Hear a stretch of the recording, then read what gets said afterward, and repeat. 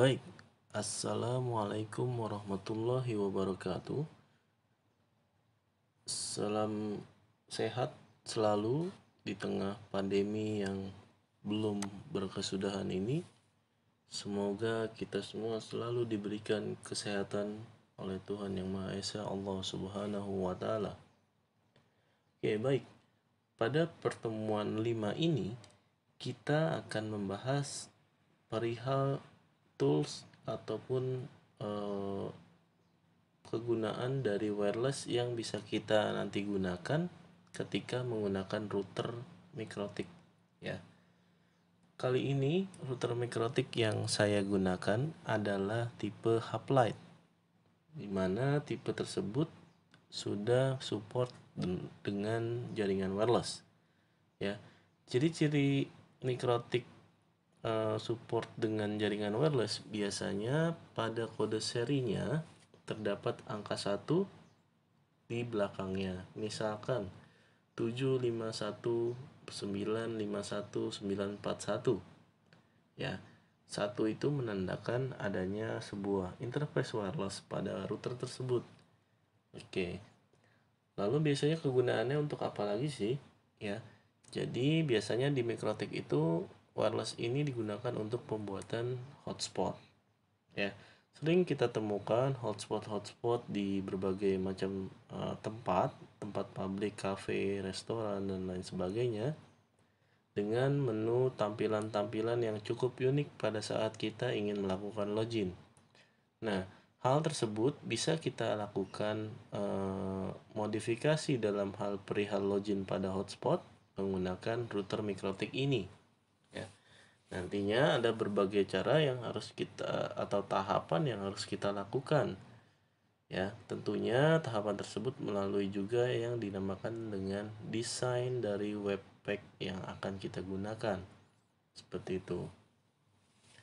Lalu selain menggunakan atau membuat hotspot, sebenarnya wireless mikrotik ini juga bisa digunakan untuk WiFi. Jadi tanpa harus menggunakan webpack di loginnya, bisa juga mikrotik ini digunakan sebagai WiFi saja, yang pada saat kita melakukan scanning pada jaringan wireless di device, maka kita hanya perlu memasukkan password pada saat mengklik jaringan WiFi yang kita buat. Jadi bisa berbagai macam mode yang bisa kita gunakan dalam mikrotik ini, dan tentunya masih banyak lagi. Oke, di sini saya akan sedikit memberikan gambaran mungkin ya terkait pertemuan 5 ini. Kira-kira dalam apa saja sih yang bisa dilakukan di wireless pada mikrotik ini. Ya, yang pertama mungkin saya akan buka interface-nya. Ya, mungkin di general ini hanyalah penamaan. Lalu tertera di situ tipe dari wireless mikrotik ini adalah Atheros AR9300. Oke. Dimana di situ juga tertera MAC address ya. Lalu di sebelah kanannya ada mode wireless. Di situ berbagai macam mode ada di dalamnya, mulai dari alignment only, AP bridge, and stream dual slave, station bridge ya, dan sampai dengan di yang terakhir ada WDS slave. Nah, berbagai macam mode ini itu berbeda-beda fungsinya. Mungkin misalkan AP bridge ini biasa digunakan untuk membuat sebuah access point atau pemancar jaringan wireless ya. Atau misalkan seperti station ini, station digunakan untuk sebagai penerima sinyal. Jadi kalau kita menggunakan mode station, otomatis istilahnya kita sebagai sebuah penerima ya. Jadi ada satu router yang memancarkan dari jauh, lalu kita sebagai station adalah sebagai penerima ya. Tentunya kita nanti sebagai penerima bisa melakukan scanning terhadap wireless di sekitar kita misalkan, tapi tentunya kita harus mengetahui security dari wireless tersebut ya. Nantinya kalian akan mempelajarinya ya. Semuanya sebenarnya sudah ada di dalam modul praktikum jaringan komputer. Tentunya nanti kalian bisa berdiskusi dengan rekan-rekan atau dosen pengajar praktikum jaringan komputer di kelas Anda. Oke. Nah, selain melalui modul, kalian bisa mengetahui pengertian-pengertian dari masing-masing mode ini lebih detail lagi. Itu bisa kalian cari di wiki Mikrotik, ya, atau bisa kalian tanyakan di forum Mikrotik. Nah, selanjutnya adalah band, ya. Wireless ada dua tipe band, tapi di seri Haplet yang saya gunakan ini hanya tertera 2 GHz dengan tipe B, tipe G, dan N. Ya, jadi ada 3 tipe di dalamnya juga. Nah, sementara sebenarnya juga ada beberapa router Mikrotik yang sudah support dengan 5 GHz ya. Jadi apabila kalian mungkin menggunakan perangkat yang terbaru, handphone yang terbaru, biasanya di jaringan-jaringan publik kalian akan menemukan di WiFi-nya itu ada dua pilihan. Kalian mau connect yang 2 GHz atau 5 GHz. Nah, tentunya sekarang ini karena yang versi 5 GHz ini masih jarang yang pakai, jarang orang perhatikan, tentunya kalau kalian memakai frekuensi tersebut atau band tersebut, tentunya jaringannya jauh akan lebih lancar. Seperti itu. Lalu ada channel width sebesar 20 MHz sampai dengan paling kecil ada 5 MHz, tapi biasanya umumnya pada router-router lain pun biasanya pilihannya hanya di 20/40 ya, atau pilih salah satunya. Lalu frekuensi. Nah, frekuensi ini adalah pemilihan frekuensi jaringan wireless kalian, di mana pada mode jaringan wireless itu menggunakan sebuah frekuensi ya. Jadi ada batasan-batasan frekuensi yang boleh digunakan dalam jaringan wireless, karena ada juga beberapa frekuensi yang dilarang digunakan secara umum, karena bisa jadi itu frekuensi milik pemerintah atau badan-badan dan institusi lainnya, sehingga kita tidak boleh sembarangan menggunakan frekuensi tersebut. Kalian bisa membaca mungkin aturan terkait frekuensi jaringan di Indonesia. Oke, selanjutnya ada SSID, yaitu penamaan pada access point kita. Lalu ada radio name, itu nanti fungsinya untuk mendeteksi nama dari radio. Jadi kalau kita melakukan sharing access point, nanti ada router yang bertugas sebagai station. Nah, nanti router yang sebagai station itu dia akan mengetahui bahwa oh ada access point ini, radio name-nya ini. Nah, itulah fungsinya mungkin dari SSID dan radio name. Ya. Lalu ada scan list, lalu ada wireless protocol ini ya, security profile. Ini gunanya untuk memasukkan security profile yang cocok dengan wireless lain yang akan kita hubungkan. Nanti ada hubungannya dengan tools yang ada di sebelah kanan sini. Ya, lalu ada frekuensi modenya, ada 3 mode, ada manual type X power, ada regulatory domain, ada super channel yang paling kuat. Lalu country tentu saja menyesuaikan dengan wilayah kalian supaya nanti frekuensi yang disediakan sesuai dengan wilayah kalian.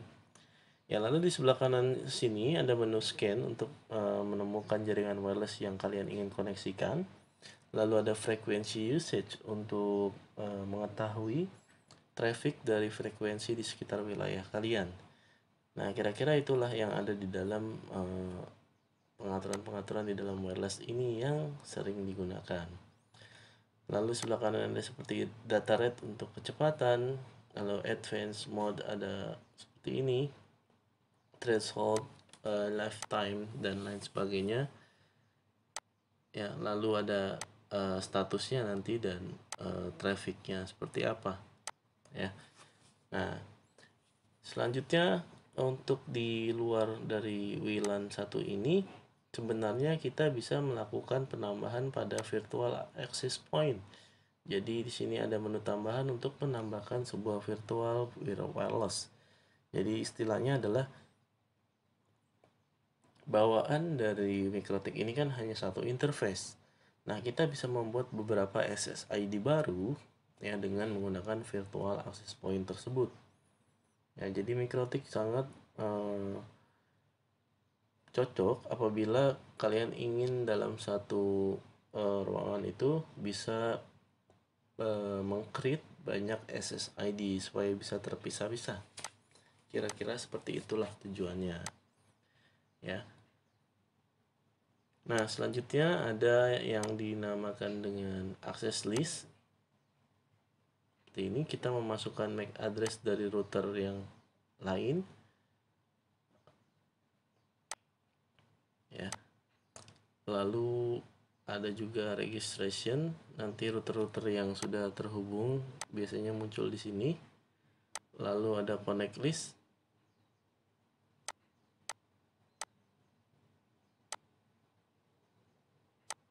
Ya.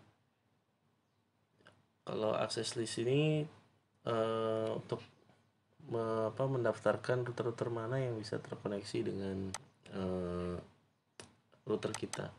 Lalu ada security profile untuk menentukan security dari wireless yang akan kita hubungkan. Jadi kita harus mengetahui ya user dan password dari router yang ingin kita tangkap signalnya ya.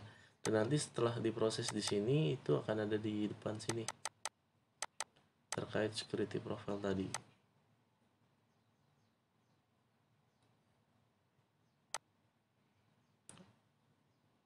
Ya, di sini. Ya, kalau kita sudah buat di sebelah tadi, otomatis security profile akan ada di sini. Nah, untuk selanjutnya mungkin menu hotspotnya di mana? Itu adanya di sebelah sini di IP hotspot. Kita bisa buat di sini untuk hotspot. Ya, nanti setelah di-create kita bisa tambahkan profilnya. Nanti usernya siapa saja, user profile bisa juga dibuat. Ya, nanti yang aktif siapa saja dan lain sebagainya. Dan nanti biasanya untuk desain dari hotspot tersebut seperti apa adanya di sini di file. Ya, kita tinggal drag and drop desain yang akan kita gunakan. Jadi kalau misalkan kita sudah desain untuk webpacknya berupa .html, tinggal kita pindahkan saja ke file list yang ada di sini. Ya, file list hotspotnya mungkin bisa kalian hapus dulu yang lama, lalu dimasukkan dengan file list hotspot terbaru. Ya. Nah, kira-kira seperti itulah beberapa kegunaan atau gambaran di pertemuan 5 ini ya. Silakan kalian bisa berdiskusi dengan teman-teman kalian, berdiskusi dengan dosen-dosen kalian di praktikum jaringan komputer ini. Mudah-mudahan materi-materi yang bisa kita sampaikan bisa bermanfaat nanti ya. Targetnya ada di sertifikasi MTCNA nanti ke depannya ya, karena sertifikasi merupakan hal yang sekiranya perlu sekali diikuti oleh seorang mahasiswa untuk membuktikan keahliannya yang diakui secara baik itu nasional maupun internasional ya. Semoga kalian harus terus semangat belajar walaupun di masa-masa pandemi ini. Terima kasih atas perhatian dari kalian. Saya akhiri, wassalamualaikum warahmatullahi wabarakatuh.